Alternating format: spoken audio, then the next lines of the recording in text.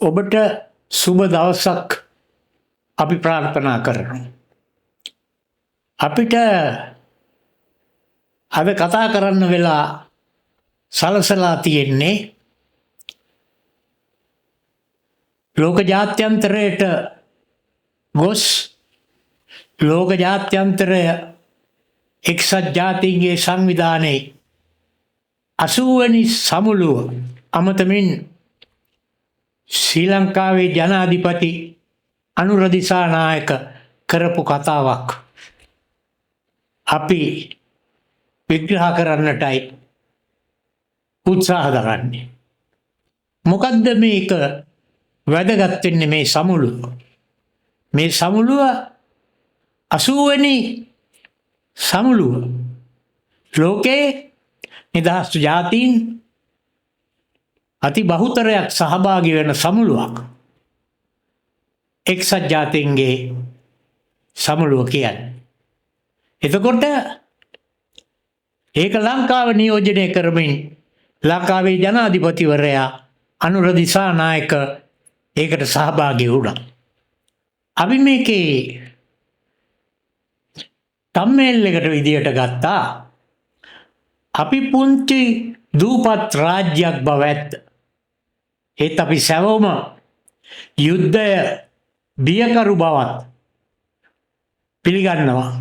එනිසා ආදරණීය නියෝජිතයනි, ඔබ මාත් සමග මේ කියන කාරණා කරුණුවලට බොහෝ සෙයින් එකග වෙන ඇතයි කියලා මම විශ්වාස කරනවා.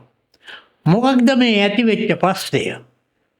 මිනිසා ශිෂ්ට සම්පන්න වන විට ඔහුගේ පැවැත්ම, ගති ලක්ෂණ, සංස්කෘතික හැඩතල හා චර්යාවන් වැනි අංශවලින්ද ඔහු පෝසත් වෙන ඉදිරියට යන බව සාමාන්‍ය ස්වභාවිකව සිදුවන්නක්. ඒ මිනිස් පැවැත්මේ ප්‍රකට ක්‍රමයක්. නමුත් තවත් ලෝකයේ පිරිසක් ඉන්නවා බලය මුල් කරගෙන බල දේශපාලනයේ බල ව්‍යාපෘතියේ යෙදෙමින් මර්ධනය, ගැටුම් සහ අනිකුත් සියලුම දුර් විපාකයන් ප්‍රයෝජනයට ගනිමින් ඒවායේ නියැලෙන පිරිසක් ඉන්නවා. මේකෙදි පළමුවෙනි මාවත මොකක්ද? පළවෙනි මාවත යුක්තිය, සාධාරණත්වය සහ නීතිගරුක භාවය මත පදනම් වූ ක්‍රමවේදය පළවෙනි මාවත. ඒක තමයි සාමයේ මාවත. ඒක දෙවෙනි මොකක්ද? බලය මත පමණක්ම බලය පමණක් කේන්ද්‍රගත කරගෙන සෑම දෙයකටම විසඳුම බලය ලෙස කල්පනා කරන බලයෙන්ම නැසී යන ක්‍රමය. මොකක්ද මේ බලය පදනම් කරගෙන බලයෙන්ම නැසී යන ක්‍රමය? ඒක බිහි වෙන්නේ බලදේශපාලනය ප්‍රමුඛ කරගෙන. බලදේශපාලනය ලෝකේ ආරම්භ වෙන්නේ 1503 වගේ කාලේ මැකියවේලි විසින් ලියන ලද පොතක තමයි බලදේශපාලනය හැඳින්වෙන්නේ. ඒ පොතේ නම කුමාරයා කියන කෘතිය. නමුත් බලය මතම පදනම් වෙලා දේශපාලනයේ යෙදෙන පිරිස් බලයෙන්ම විනාශ වී යන බව ඔහුම තව දුරටත් සඳහන් කරනවා. පහුගිය දා ඇමරිකාවේ නිව්යෝක් නුවර ආරම්භ වෙච්ච එක්සත් ජාතීන්ගේ මහා මණ්ඩලයේ 80 වෙනි සැසිවාරයද උණුසුම් මුහුණුවරක් ගත්තා මේ තත්ත්වයන් නිසා. ශ්‍රී ලංකාවේ ජනාධිපතිවරයා අනුර දිසානායක මහතා තමන්ට ලැබුණු අවස්ථාවෙන් නිවැරදිව ප්‍රයෝජනයට ගනිමින් ඔහු නිවැරදිව කරුණු ඉදිරිපත් කරන්නට යෙදුණා. අපේ ජනාධිපතිවරයාට කලින් සභාව ඇමතුවා ඩොනල්ඩ් ට්‍රම්ප් ඇමරිකානු ජනාධිපති. එයා කතාවට ඇවිල්ලා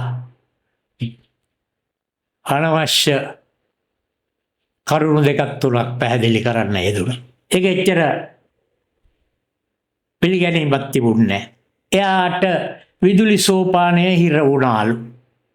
එයාගේ ටෙලිප්‍රොම්ප්ටරය බ්ලොක් වුණාලු. ඔන්න ඔය වගේ කුඩා ප්‍රශ්න. ඉතින් ඒක නිකන් කෙන්ද කන්ද කිරීමක් වගේ තමන්ට වෙච්ච අපහසුතාවයක් වගේ පෙන්වන්න උත්සාහ කරනවා.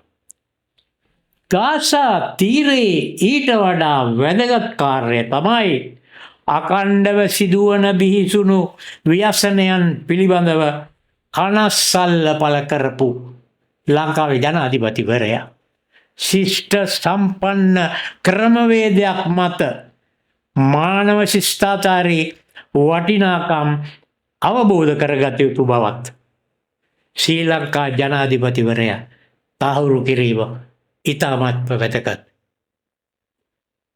සාකච්ඡාවක් බවට පත් වුණා. සෑම දිනකේම සිත් ගන්නා කතාවක් මුල් කරගෙන තමයි ඔහු සිය දේශනය ආරම්භ කරන්නට යෙදුනේ. ඔහු මෙන්න මෙහෙම කියනවා. තමා නියෝජනය කරන්නේ මිලියන 22ක් පමණ වූ ජනතාවක් වාසය කරන පුංචි දීප්තිමත් දූපතක. එහි ජනගහන ඝනත්වය ලෝක ජනගහන ඝනත්වය හා සැසඳූ කල 0.3ක් විතර පුංචි ප්‍රමාණයක්. අපි කුඩා රාජ්‍යයක් බව ඇත්ත. ඔබ කුමන රටක් නියෝජනය කළත් සෑම නියෝජිතයෙකුම යුද්ධය බියකරු බව මාත් සමග එකට හිටගන්නවාට කිසිම සැකයක් සංකාවක් නැහැ. අපි කවදාවත් යුද්ධයකට ආශිර්වාද කරන්නේ නැහැ. එහෙම කරලත් නැහැ. එහෙම දැන් කරන්න අවශ්‍යතාවයකුත් නැහැ. දැන් ලෝකය මොහොතින් මොහොත තප්පරයෙන් තප්පරය වෙනස් දිහාවකට යනවා. ලෝකේ ජනයා අද තරුණයන් ජීවත් වෙන සමාජය පැරණි සමාජයට වඩා වෙනස්. ඒ නිසා අනුර දිසානායක කියනවා යුද්ධය බියකරුයි ඒක විශ්ටයි කිසිසේත්ම ශීලාචාර සමාජයකට ගැලපෙන්නේ නැහැ, අනුමත කරන්නේ නැහැ. ලෝකේ කවර මුල්ලක යුද්ධයක් තිබුණත් ඒ තරමටම ඛේදවාචකයක් කියලා අනුර දිසානායක ජනාධිපතිවරයා වඩාත් පැහැදිලි කරා. මෙන්න මෙහෙමත් කියනවා. මම හොඳින් දන්නවා දශක 3කට වැඩි කාලයක් යුද්ධයේ කටුක අත්දැකීම් වලට අපේ රටත් ලංකාවත් තදට මුහුණ දීපු රටක්. මගේ රටේ මියගිය දරුවන්ගේ ලයිස්තුව උඩ සිට පහළට කියවන අම්මාවරුන්ගේ ශෝකාලාපය මම මගේ දෑසින් දැකලා තියෙනවා. මේ පාර්ලිමේන්තුවට එහා පැත්තේ ලංකාවේ තියෙන යුද විරුවන්ගේ ලයිස්තුවක් තිබෙනවා. අම්මාවරු ඇවිත් එතන උඩ සිට පහළට ඒ ලයිස්තුව කියවනෝ මොකටද? තමන්ගේ පුතාගේ නම තියනවද කියලා. ඒ තරමටම හැඟුම්බර දෙයක් අපිට නැති වූ දරුවා අපට සොයා දෙන්න කියන හැඟුම්බර ඉල්ලීම තමයි ඒ අය කරන්නේ. යුද්ධය විනාශකාරී බව දැන විශාල යුද්ධයකට ලංකාව පැටලුවා. නමුත් යුද්ධයෙන් පසුව අත් වූ තත්ත්වය ඔබ දන්නවා. ලංකාවේ යුද්ධ ජයග්‍රහණයෙන් මහාවීරයන් රජවරුන් කියා ගොඩ නැගුණු නායකයෙකුත් හිටපු රටක්. මේක අවස්ථාවාදී බල දේශපාලනයේ කෙරවචකයක්. ඒ විතරක් නෙවෙයි. ඔවුන් මුලින්ම ඉල්ලා සිටියේ කුමක්ද? ඒ දෙමළ මිනිස්සු අපිට අපේ උපන් භූමියේ අපිට අපේ භාෂාවෙන් කතා කරන්නට, ලියන්නට, කියන්නට ඉඩ කටයුතු සලසා දේ. එතරම් ඉල්ලීම. මොනතරම් කාරුණික, මොනතරම් අහිංසක ඉල්ලීමක්ද ඒ ඉල්ලීම. දකුණේ මිනිසුන් තමන්ගේ භාෂාවෙන් කතා කරනවා. නැගෙනහිර මිනිසුන් ඒ අයගේ භාෂාවෙන් කතා කරනවා. නමුත් උතුරේ මිනිසුන්ට භාෂාව භේදයක්, භාෂාව ලැබිලා නැහැ, සමතාවයක් ලැබිලා නැහැ, සමානතාවයක් ඇති කරලා දීලා නැහැ. ඒ නිසා තමයි ඒගොල්ලෝ ඉල්ලා සිටියේ අපිට අපේ භාෂාවෙන් කතා කරන්න ඉඩ දෙන්න කියලා. ගාසා තීරයේ වේදනා බරිත ඛේදනීය එලිමහන් සිර කඳවුරක් කුසට හරක් නැතුව ඇල්වතුර පොදකින්වත් තොල්පෙති වේලා ගන්නට බැරිව, විලිවසා ගන්නට රෙදි කෑල්ලක්වත් නැතුව ජීවත් වෙන දරුවන්ගේ ප්‍රමාණය අතිවිශාලයි. ඒක තරා එක විදියකට තවත් දරුවන් රැසක් බාල මහලු මැද කියලා නැතුව මරලතෝනි දෙනවා ගාසා තීරේ. කන්න බොන්න ඉන්න හිටින්න මොකුත් නැතුව. මේක කවුද බලන්නේ? මේක තමයි මේ ලෝකේ අද භයානක තත්ත්වයක් ඇති කරලා තියෙන්නේ. ගාසා තීරයේ ගැටුම. එනිසා ඔවුන්ට මානසික ආධාර දිය යුතුයි. ඔවුන්ගේ ජීවන පැවැත්මට අවශ්‍ය දේවල් ලබා ගත යුතුයි. ඒවා කොහෙත් ලැබෙනවාද? ඔවුන් තනි කරලා කොටු කරලා ගාසා තීරය යුද පිටියක් බවට පත් කරලා තියෙන්නේ. ඒකයි ඊතර තත්ත්වය. සෑම ගෞරවනීය නියෝජිතයෙක්ගෙන්ම මම ඉල්ලා සිටිනවා. කවුද? ජනාධිපති අනුර දිසානායක. අපි එක්ව හඬ නගමු. මේ බිහිසුණු ඝාතන අවසන් කරමු. ප්‍රාණපකරුවන් අපි නිදහස් කරමු. පලස්තීනුවන්ට රාජ්‍යයක් සඳහා ඇති අහිමි කළ හිමිකම් අයිති ලබා දෙමු. අපි ඒ වෙනුවෙන් ප්‍රමුඛව ඉල්ලීම් කරමු. අපි සෑම දෙනා එකතු වෙලා බලන්න ලංකාවේ ජනාධිපතිවරයා ඒ කතාව මුළු ලෝකේ පුරාම ඔහුගේ හඬ මේ දේශනයෙන් ප්‍රචලිත වුණා. කොහොමද එහෙම වෙන්නේ?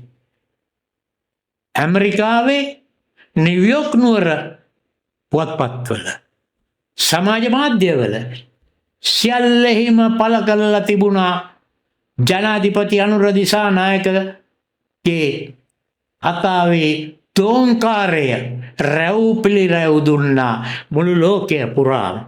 ඒකයි මිනිස් සංහතිය තුළ ලෝකය පීඩාවට පත් කරන යුද ගැටුම් වලට උමතිව් ආගමික අන්තවාදයට සහ ගැටුම් වලට තල්ලු කරන ජාතිවාදය පිළිකුලෙන් යුතුව බැහැර කළ යුතුයි.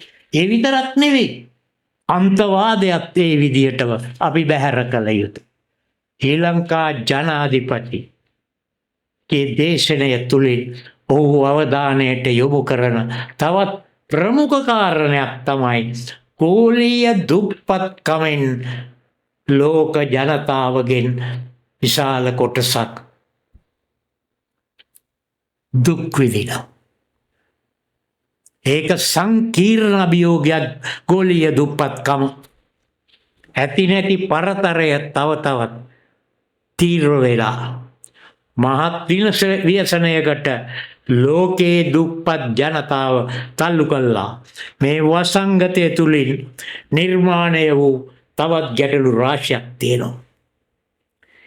අපි ඉදිරිපත් කරන්නේ අන්ධකාරයේ පීඩාවක් දක්වා තල්ලු කර ඇති මේ ලෝකේ සමහරක් දුගී දුප්පත් ජනතාව ඒ පීඩාව ඉදිරියේ හඬ නගා ඔබ සැවොම එකතු වෙලා මේ සභාවේ පෙනී හිටින සියලු දෙනා නියෝජිත මහත්වරුනි ඔබලා එකතු වෙලා අපි එක්ව මේ හඬ නගමු.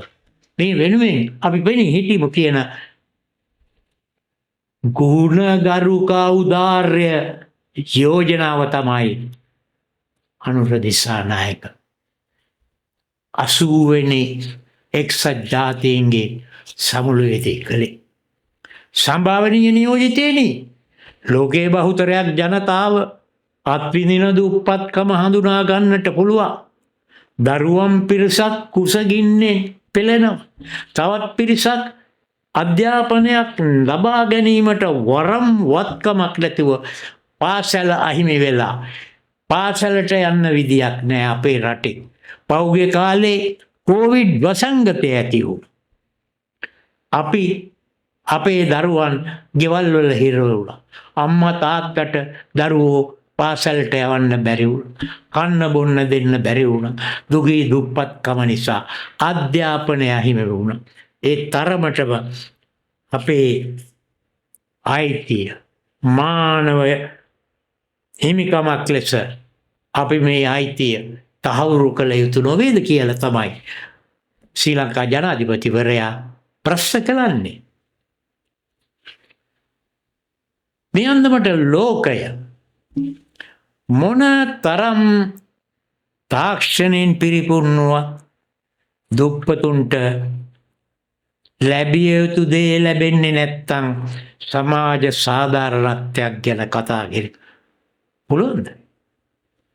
කොටසක් සැප විඳිද්දී බහුතරයක් දුකෙන් පීඩාවෙන් ජීවත් වෙනවා නම් එතන සමාජ සාධාරණත්වයක් ඇත්තේ නැහැ. ඒ නිසා එවැනි රාජ්‍යයක් හඳුනාගත යුතු වන්නේ අපි කොහොමද? අවාසනාවන්ත අඳුරේ ගිල්වා ලබා ඇති රාජ්‍යයක් විදියට දුප්පත්කම, ණයබර, විරැකියාව, සෞඛ්‍ය පහසුකම් හීනවීම. ඒ නිසාම විවිධ රෝගවලට යොමු වීම දුප්පත්කමේ දුෂ්ට චක්‍රය හැර වෙන කුමක්ද යන ප්‍රශ්නය ඔබ ඉදිරියේ අපට යොමු කරන්නට සිදු වෙනවා. ඒ ජනාධිපතිවරයා කියන විදිය. ජනාධිපතිවරයා මේ පිළිබඳ හොඳ අත්දැකීමක් ලැබපු ලංකාවේ පුජ්‍යලෙක්. මම දැකලා නැහැ මේ වගේ ලෝකයේ ජනාධිපතිවරු දේශනවලට සහභාගී වෙලා මේ වගේ අර්ථවත් හදවත දිනාගත හැකි දැනුම ලබාගත හැකි මත ඉදිරිපත් කරන නායකයෝ හිටියනම් ඒ ඉතා විරලයි. පුරවැසියන් ලෙස පමණක් නොවේ. දුගී දුප්පත් ජනතාව ණය උගුලේ හිරවීම, පවුල නැමැති සාධකය බිඳ වැටිලා ජීවිත නන්නතර වීම දක්වා මොහොතින් මොහොත වර්ධනය වන දසුන් පමණයි.